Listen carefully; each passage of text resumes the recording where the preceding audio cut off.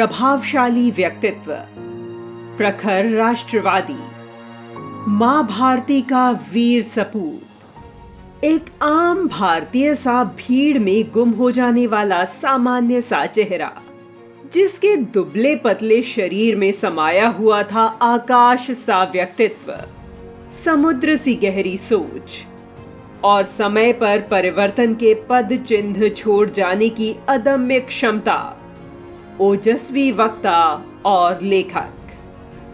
वर्ष 1857 की क्रांति को पहली बार प्रथम स्वतंत्रता संग्राम कहने वाले विनायक दामोदर सावरकर, जिन्हें हम वीर सावरकर के नाम से भी जानते हैं, आज उनके नाम और कार्यों को लेकर संकुचित राजनीति और कुंठित मानसिकता से ग्रसित लोग स्वार्थ के चलते उनके योगदान का मजाक बनाने में तनिक भी संकोच नहीं करते हैं, उनके योगदान को नकारते हैं और उन पर कटु टिप्पणी करने में उन्हें लज्जा नहीं आती।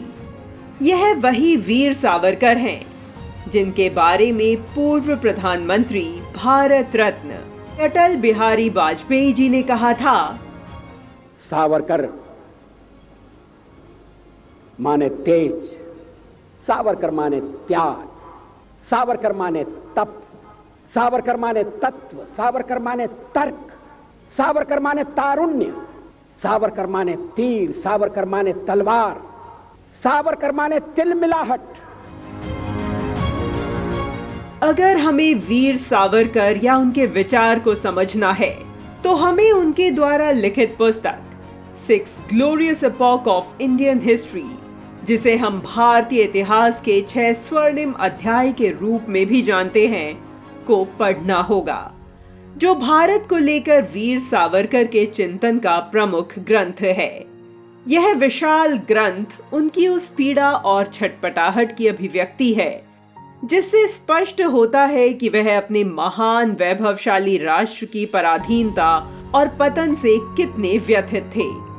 स्वतंत्रता के लिए लड़े गए वीरता पूर्वक युद्ध का इतिहास वीर सावरकर के लिए स्वर्णिम इतिहास है।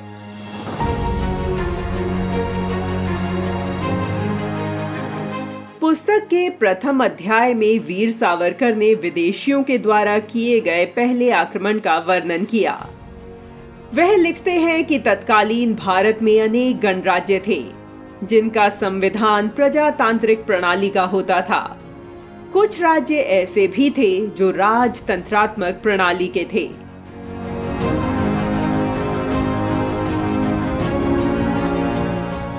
भारतीय वीरों के द्वारा सिकंदर की सेना का प्रतिकार करने से लेकर महान गुरु चाणक्य के सानिध्य में सम्राट चंद्रगुप्त मौर्य के द्वारा भारत को भौगोलिक एवं सांस्कृतिक रूप से एक राष्ट्र के रूप में प्रतिष्ठित कैसे किया गया, यह प्रथम पुण्य अध्याय का निहित संदेश है।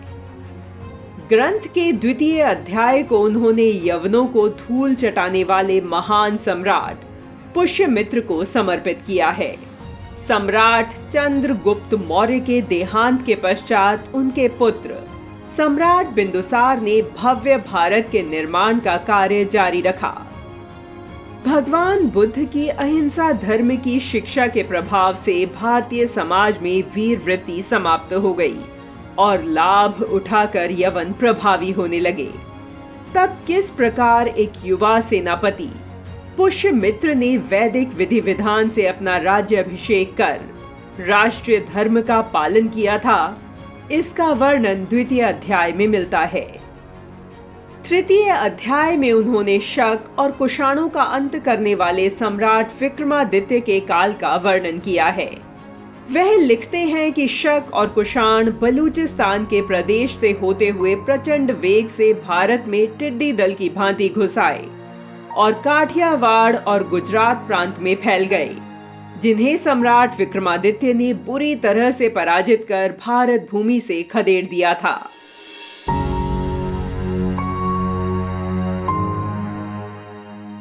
गुप्तकालीन सम्राट कुमारगुप्त के पराक्रमी पुत्र स्कंदगुप्त के नेतृत्व में हुणों का संहार किया गया। आने वाले अनेक वर्षों तक इन शत्रुओं ने भारत की ओर देखने का साहस भी नहीं किया। स्कंदगुप्त की मृत्यु के पश्चात एक वीर योद्धा यशोवर्मन राष्ट्र रक्षा के लिए सामने आया। राजा यशोवर्मन के नेतृत्व और पराक्रम से अभूतपूर्व विजय का नाद पूरे भारत में गूंजने लगा। ऐसे वीरों के कारण भारत भूमि अपनी संस्कृति और सनातन वैदिक धारा को अक्षुण्ण रख पाई है। इसलिए वीर सावरकर ने भारतीय इतिहास के इन गुमनाम नायकों को अपनी पुस्तक के चतुर्थ स्वर्णिम अध्याय में स्थान दिया। 5वें अध्याय में वीर सावरकर ने महाराष्ट्र की भूमि से हिंदू संस्कृति के संवाहक भगवा ध्वज के उत्थान के विषय में बताया है। इस्लामी शत्रुओं की महत्वाकांक्षा तो हिंदू राष्ट्र की राज सत्ता छीनकर पूरे भारत में मुस्लिम साम्राज्य स्थापित करना थी। हिंदू धर्म और हिंदुत्व को नष्ट कर तलवार के बल पर इस्लाम को पूरे भारत पर लादने के लिए समस्त एशिया के मुसलमान आक्रमणकारी अनेक राष्ट्रों से बाहर निकलकर अनेक शतकों तक भारत पर लगातार आक्रमण करते रहे थे। मुस्लिम आक्रमणों के साथ ही ईसाइयों के आगमन की विपत्ति भी भारत पर आई।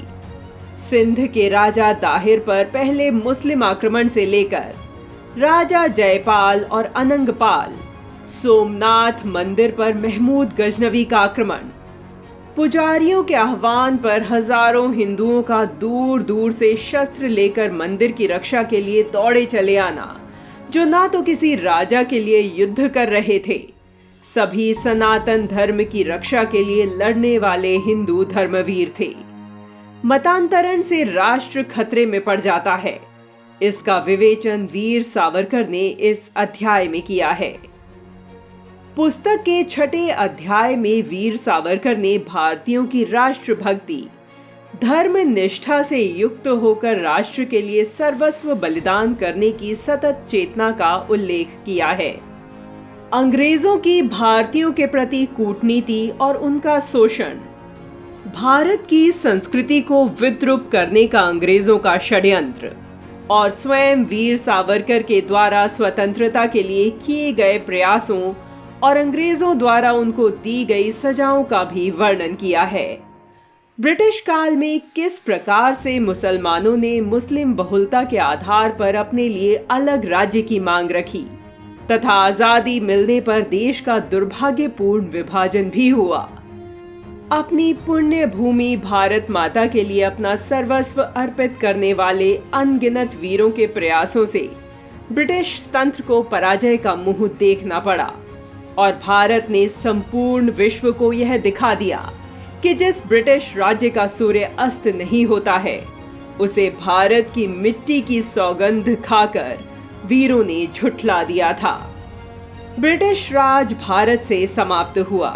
18 पृष्ठों में लिखे गए इस अंतिम अध्याय में वे हिंदू राष्ट्र की स्वतंत्रता एवं 200 वर्ष लंबे स्वातंत्र्य समर पर प्रकाश डालते हैं। यह पुस्तक भारत के स्व और भारत भूमि की अस्मिता का परिचय कराने वाला एक महान दस्तावेज है, जिसे प्रत्येक भारतीय को अवश्य पढ़ना चाहिए।